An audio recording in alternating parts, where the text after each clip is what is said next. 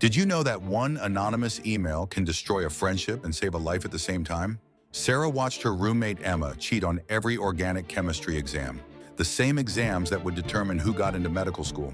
Sarah tried everything: late-night conversations, pleading, warnings about getting caught. Emma wouldn't stop. So Sarah made the hardest decision of her college life. She sent an anonymous report to the academic board. Emma was expelled within a week. Their friendship died instantly. Their entire friend group turned against Sarah. She spent senior year eating lunch alone, questioning everything. Was she right? Was she a traitor? For 3 years, she carried that weight. Then Emma called. "Thank you," she said.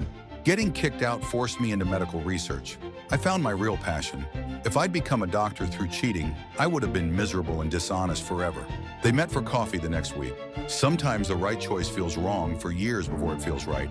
But integrity always knows the truth first.